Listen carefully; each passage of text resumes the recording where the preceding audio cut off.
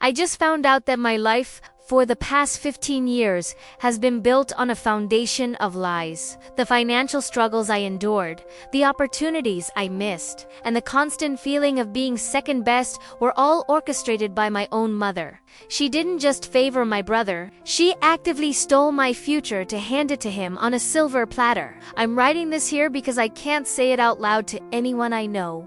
The betrayal is so deep and calculated that it feels unreal, like something from a movie. The core of it all is an inheritance from my grandfather, a man I adored, which I was told never existed. My relationship with my grandfather was the one true, unconditional bond I had growing up. He saw me in a way my parents never did.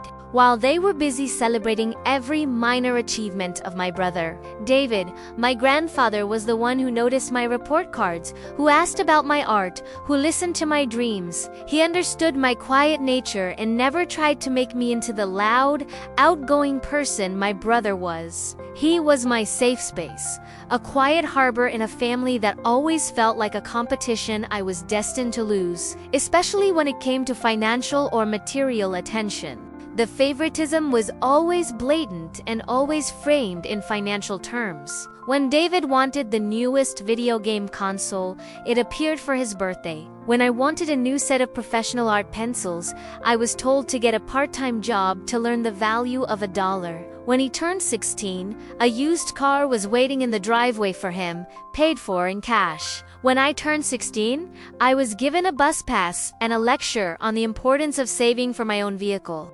My mother called it teaching me resilience, but I now see it was just the beginning of their financial diversion plan. My grandfather saw all of this, and he often tried to compensate in his own small ways. He'd slip me $20 and tell me to go buy that book I wanted, or he'd take me out for lunch, just the two of us. Ayon se told me hard work is important, but so is having a fair start. I held on to those words for years, believing he was just offering moral support. I never imagined he had taken concrete steps to ensure I would have that fair start. His gestures were my only source of feeling valued, a stark contrast to the constant financial prioritization of my brother. As he got older and his health began to fail, I was the one who spent weekends at his house. I would read to him, help with his groceries, and just listen to his stories. David was always too busy with friends or some new hobby that my parents had gladly funded. My mother would praise me for being a good girl and helping out, but her attention was always fleeting. I didn't mind at the time. My moments with my grandfather felt like their own reward. The bond we shared in those final years felt sacred, something that no one could ever take away from me. When he passed away, the grief was immense. He was my anchor, and without him, the family dynamic felt even more skewed. My mother was named the executor of his will, a fact she repeated often, emphasizing the great responsibility on her shoulders. I trusted her completely. Why wouldn't I? Despite the favoritism, the idea that my own mother would commit a malicious, financially devastating act against me was simply unthinkable. My trust was absolute, and my grief made me vulnerable, preventing me from questioning anything she said or did during that period. A few weeks after the funeral, she sat me down for a serious talk. She had a stack of papers in front of her and a look of practiced sympathy on her face. She told me that after settling all of Grandpa's final expenses and supposed debts, there wasn't much left. She said he had left a small amount of money for David, just a little something to help him get established. And that was it. She told me that my name wasn't mentioned specifically for any assets, and that Grandpa probably assumed I would understand because I was always the more independent one. I remember feeling a pang of hurt, not for the money, but for the seeming omission. It felt like a final confirmation that everyone in the family saw David as the one who needed help, and me as the one who would just figure things out on her own. I didn't cry. I just nodded and accepted it. My mother hugged me and said she was proud of how mature I was being. That hug now feels like the most profound act of betrayal, a seal on a contract of deceit that would go on to shape the next decade and a half of my entire adult life. Life moved on and I moved out. My path was defined by financial caution. I worked 2 jobs to get through community college before transferring to a state university, all to minimize my student loan debt. I lived with roommates in cramped apartments, ate cheap meals, and learned to be an expert book. Every single purchase was a calculated decision. I watched my friends study abroad, take unpaid internships in exciting fields, and travel during breaks. Those things were luxuries I couldn't even dream of, a reality I accepted as the consequence of my circumstances. Meanwhile, my brother's life was a series of financial windfalls. The small amount my grandfather supposedly left him was apparently quite substantial. He used it as a down payment on a condo in a trendy part of the city. My mother was bursting with pride, telling everyone how David was a natural at real estate and making smart investments. There was never any mention of the huge head start he'd been given, a start that I now know was entirely funded with money that was rightfully mine, stolen from my future to build his. I never felt entitled to any family money, but the disparity was hard to ignore. When my car broke down, I had to drain my meager savings and take out a small loan to fix it. A year later, when David decided he wanted to get into photography, my parents bought him thousands of dollars worth of professional camera equipment as a Christmas gift. The justification was always the same. David was trying to build a career, while primera de estebo if low-paying job. My stability was my punishment. His instability was his reward. Over the years, the narrative that my mother spun became family lore. David was the financially savvy one, the one who knew how to make money work for him. I was the responsible, frugal one who didn't take risks. They praised my thriftiness, never acknowledging that it was born of necessity, not choice. They celebrated David's property ventures, which seemed to expand with impossible speed. After his condo, he bought a small rental house near the university. My mother would brag about how he was already earning passive income in his late 20s. I tried to be happy for him, but a quiet resentment simmered beneath the surface. It wasn't just jealousy. It was a deep, frustrating sense of injustice. I was working so hard just to stay afloat, meticulously paying off my student loans, while he seemed to be playing a different game entirely, with rules that didn't apply to me. I confronted my mother about it once, gently, asking how he could afford all this. She got defensive and told me I shouldn't compare myself to him and that I should be proud of his success. The lies were seamless and reinforced at every family gathering. His successes were magnified, while my struggles were framed as character-building life lessons. They were proud of me for my independence, a word that now tastes like poison in my mouth. That independence was not a choice. It was a sentence. It was a carefully constructed reality designed to keep me from asking questions, to keep me from looking too closely at the numbers that never quite added up. My mother's deception was a masterpiece of emotional and financial manipulation. The truth began to unravel by pure chance. My mother was selling her old house to downsize, and she asked me to help her sort through decades of paperwork in the attic. She was getting flustered and overwhelmed, so I took over organizing the file cabinets. Tucked away in a folder labeled Old Tax Returns, I found a file that was much thicker than the others. It was for the year after my grandfather died. Curiosity got the better of me, and I opened it, not expecting to find anything significant at all. Inside, clipped to my mother's old tax return, was a document I had never seen before, a K-1 tax form issued from an investment trust. It listed a sizable capital gains distribution. The name of the trust was simple: my grandfather's last name followed by family trust, but the shocking part was the beneficiary identification number listed on a smaller, stapled on note. It was my social security number. I stood there in the dusty attic, my heart pounding, trying to make sense of what I was looking at. I knew enough about finances to understand that AK-1 form is for reporting income from partnerships, trusts, or estates. This document was evidence of a financial entity that was generating income under my name, an entity I had no knowledge of. I quickly took a photo of the document with my phone before my mother could see it. When I came back downstairs, I told her I couldn't find anything important and that it was mostly old receipts. I needed to think, to understand what this piece of paper actually meant. My mind raced with possibilities. Was it a mistake? A typo? But my social security number was right there. I went home and spent the entire night researching. I looked up the law firm listed at the bottom of the form. I searched for information on executor responsibilities and estate law. The more I read, the more a sick feeling grew in the pit of my stomach. The document wasn't a mistake. It was a breadcrumb, a piece of a puzzle I never knew existed, intentionally buried in a place she thought no one would ever look. The next day, I started making calls, feeling like a detective in my own life. My first call was to the county records office in the city where my brother owned his properties. I gave them his name and the address of his first condo. I asked about the purchase history. The clerk was helpful, and she confirmed the date of purchase. It was approximately 6 months after my grandfather's death.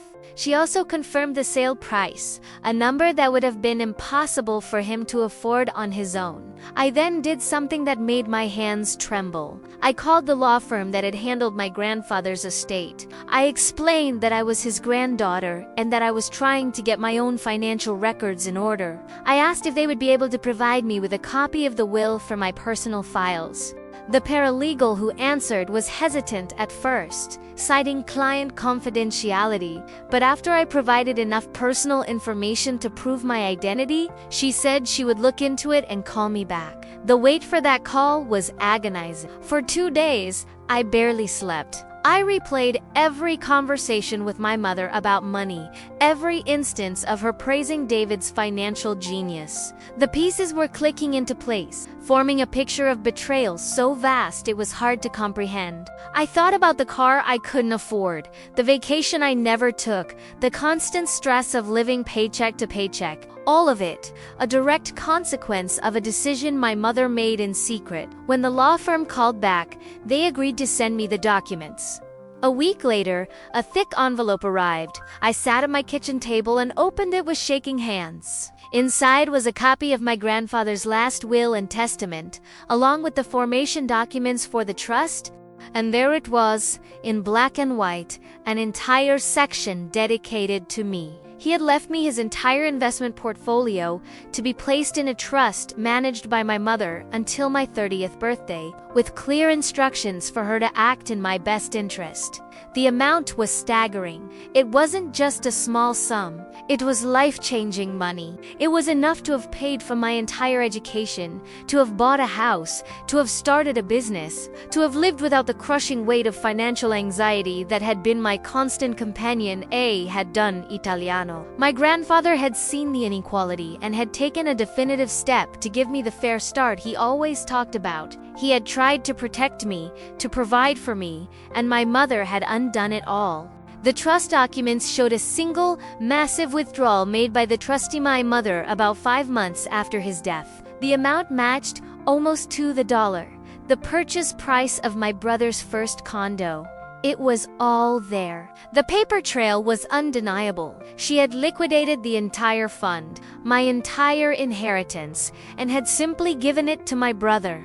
She had stolen my legacy and handed it to him, then spent the next 15 years gaslighting me into believing I was the one who was less capable. Reading those documents felt like reliving my life through a different lens. Every no I had ever been told, every lecture on self-sufficiency, every comparison to my brother was now tainted with the truth. It wasn't about teaching me lessons. It was about managing her crime. They had to keep me financially insecure so I would never have the resources or the time to question the narrative they had created. My struggle was a necessary component of their lie, a constant reinforcement of the story that David was the successful one. The pain of this discovery is unlike anything I have ever felt. It is a hollow, aching void where trust and love used to be. The money itself, while significant, is almost secondary to the breathtaking cruelty of the act. My own mother looked at her 2 children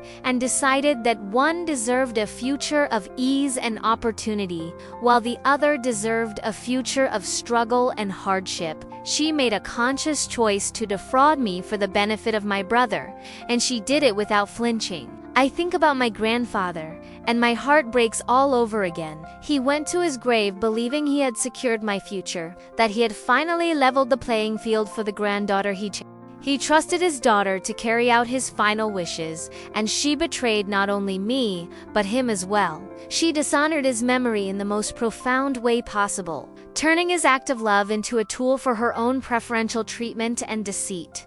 His legacy of care was twisted into a weapon against me. My brother is not innocent in this either. He was in his early 20s when it happened, but he is in his late 30s now. He had to have known. He knew he didn't have the money to buy that first property. He has been living a life built on stolen funds for 15 years. He has watched me struggle, listened to me, worry about rent and bills, and has never said a word. He has been a willing participant in this grand deception, happily reaping the rewards of my stolen inheritance while I counted every penny. Their entire relationship, my mother's doting and his acceptance, is built on this shared, dirty secret.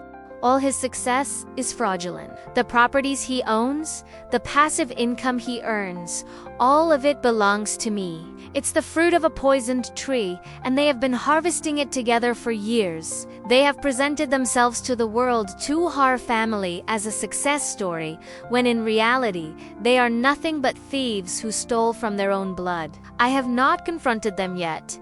The knowledge is a heavy weight in my chest. I look at my mother now, and I don't see a parent. I see a stranger, a criminal who has been wearing a convincing mask for my entire life. How do you talk to someone like that? How do you begin a conversation that starts with, "I know you stole my future"? The very thought of it makes me feel exhausted. The emotional energy it would take to face their lies and inevitable denials is overwhelming. What would they even say? They would likely deny it, call me crazy, or try to twist it into another life lesson. My mother would probably cry and claim she did it for the good of the family, a phrase she has always used to justify her selfish actions. She would try to manipulate me into feeling guilty for uncovering the truth, for disrupting the comfortable reality she constructed at my expense. The outcome of any confrontation feels predictable and draining, a further exercise in futility. I find myself replaying childhood memories, searching for earlier signs, the small financial slights, the casual dismissals of my needs. They all look different now. They were not random acts of parental thoughtlessness. They were part of a consistent pattern. I was the child who was meant to be self-sufficient because my resources were already allocated elsewhere. My future had been mortgaged to pay for my brother's present, a decision made long before I was even old enough to understand what a budget was. The sense of isolation is profound. This secret has redefined my entire family history and my place within it. I am not the independent daughter. I am the victim of a long-term financial crime. My brother is not the successful son. He is the beneficiary of stolen goods. My mother is not a proud matriarch. She is the architect of a devastating betrayal. This new reality is a lonely place to be, and I am not sure how to navigate it or who I can even trust to talk to about it. It's strange how a few pieces of paper can change everything. Before, my financial struggles were just a part of my story. Now, they are evidence of a crime. Every hardship I overcame feels less like a personal victory and more like a symptom of the theft. I am proud of the person I became, but that pride is now tinged with a deep and bitter sadness for the person I could have been if I had been given the fair start my grandfather intended for me. The financial impact is quantifiable. I could probably hire a lawyer and calculate the exact value of the stolen fund plus 15 years of growth and the rental income it generated. It's a significant sum, but the emotional damage is immeasurable. The loss of trust, the destruction of my relationship with my mother and brother, the realization that my family's love was conditional and transactional. There is no monetary value you can place on that kind of loss. That is the part that truly keeps me up at night. I feel like I'm standing at a crossroads. One path leads to confrontation, to legal battles, to blowing up my family in a way that can never be undone. It's the path of justice, but it's also a path of immense pain and public exposure. The other path is silence. To continue on as if I don't know, to swallow the poison and let them keep their comfortable lies. This path preserves a semblance of peace, but at the cost of my own truth and both options feel impossible. For now, I am just sitting with this knowledge. I am grieving for my grandfather, for the loss of my mother, and for the life I was supposed to have. I am looking at my modest apartment, my used car, my carefully balanced budget, and I see them not as symbols of my hard work, but as monuments to their greed. The injustice of it all is a physical weight, a pressure that makes it hard to breathe sometimes. If he frozen, unable to decide on the next step, I wonder if my brother ever feels guilty. Does he look at his properties and ever think of me? Does he see the origin of his wealth as a stain on his character? Or has he completely accepted the narrative my mother created for him, that he is simply better, smarter, and more deserving of success? I suspect it's the latter. The human capacity for self-deception, especially when it benefits us financially, is a powerful thing. He has had 15 years to get comfortable with the lie. My mother's motivations are what I struggle with the most. How could she do this? Did she resent my independence? Did she see my quiet nature as a weakness? Or was her favoritism for my brother so all-consuming that it blinded her to the moral and legal lines she was crossing? I don't think I will ever get a satisfactory answer. The why is locked away inside a person I no longer know, a person who could sacrifice her daughter's well-being without a second thought. I've started to distance myself from them. I make excuses for why I can't attend family dinners. I keep my phone calls with my mother short and superficial.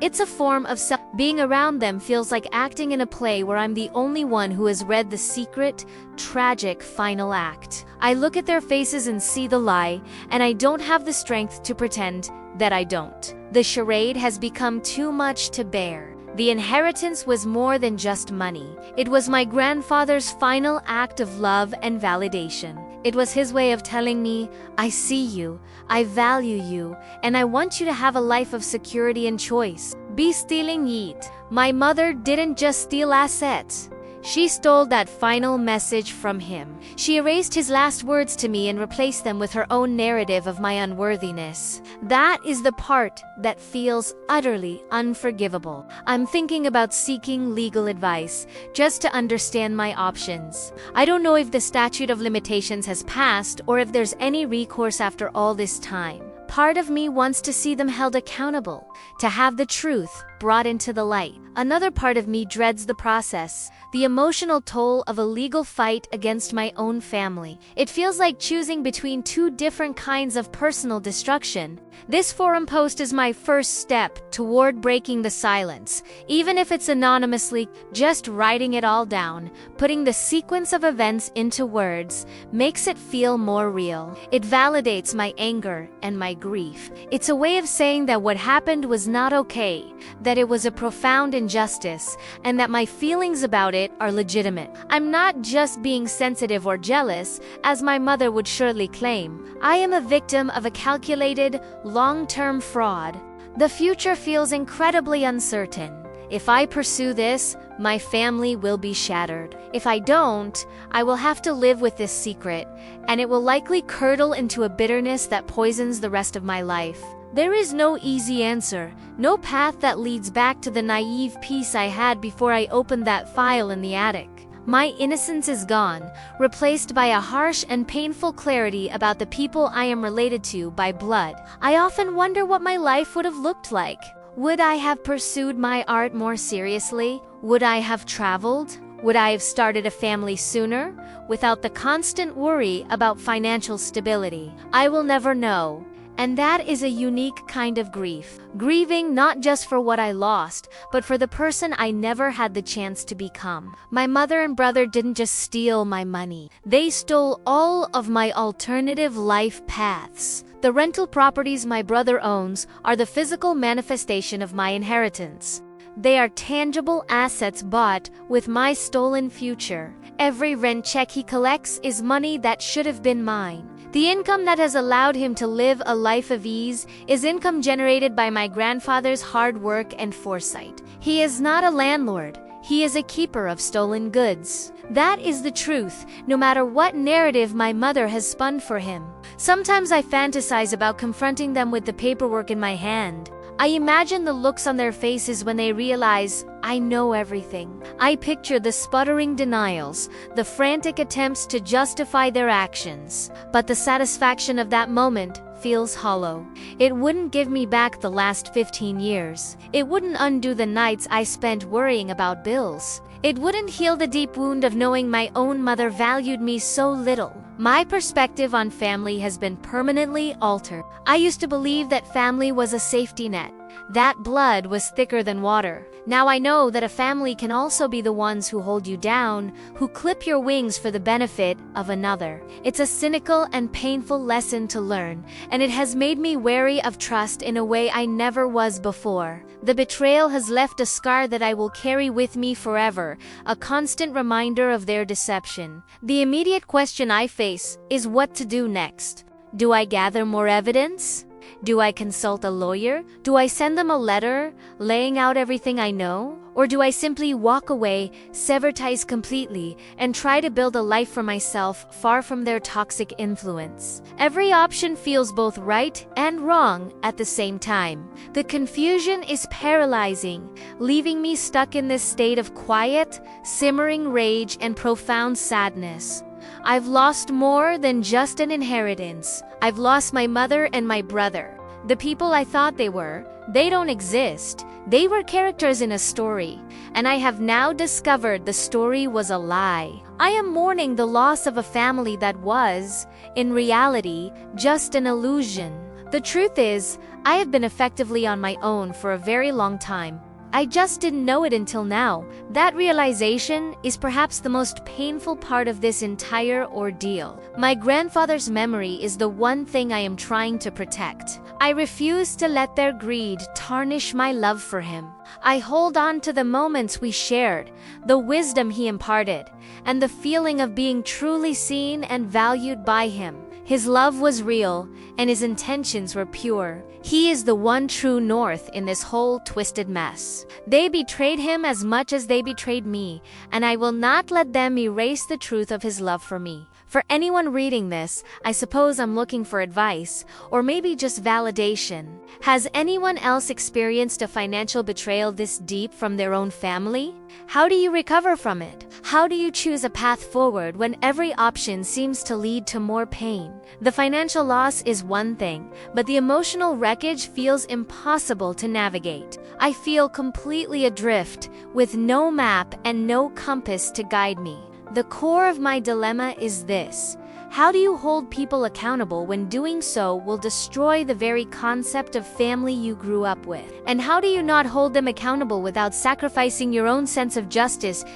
I am caught in this impossible bind, and it's tearing me apart. Their lie has become my burden, and I don't know how to set it down without either blowing up my world or letting them get away with it completely. The story they told themselves and everyone else was that I was the resilient one. It's a cruel irony that the very resilience they forced upon me is what might give me the strength to expose their lies.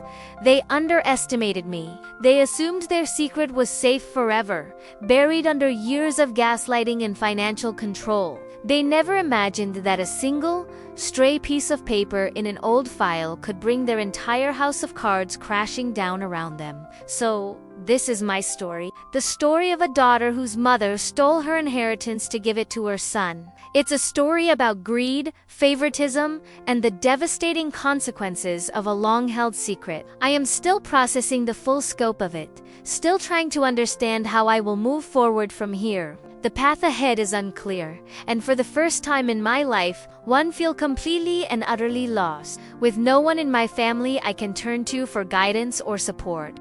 I need to decide whether the fight for the money is worth the fight itself. The legal battle would be ugly and prolonged. It would force me to publicly accuse my mother and brother of theft and fraud. It would likely divide our extended family and make me a pariah in the eyes of those who choose to believe their lies. The cost of justice seems incredibly high, and I am not sure if I am prepared to pay it. But the cost of silence feels like a slow-moving point. My grandfather believed in fairness. It was a word he used often. He wanted me to have a fair start, a fair chance. Honoring his memory might mean fighting for the fairness he tried to provide for me. Perhaps the real tribute to him is not to let this injustice stand, not to let their betrayal be the final word on his legacy. Maybe the fight is not just for me, but for him too, to restore the intention of his final act of love and care. Writing this all out has provided a small measure of clarity. The act of bearing witness to my own story is powerful. It makes me feel less like a passive victim and more like someone who has uncovered a great injustice. What I do with this knowledge will define the next chapter of my life. The fear is still there, but beneath it, a small spark of anger is beginning to burn. It's the kind of anger that fuels change, the kind that might just be strong enough to demand accountability. The trust has been broken so completely that I know it can never be repaired. Regardless of what I choose to do, my relationship with my mother and brother is over. I can't unknow what I know. I can't unsee the truth of their characters. They made their choice 15 years ago when they decided to steal from me. Now, I have to make my own choice, based on the painful reality they have created. I am no longer their daughter or their sister in any meaningful sense. I am the person they wronged.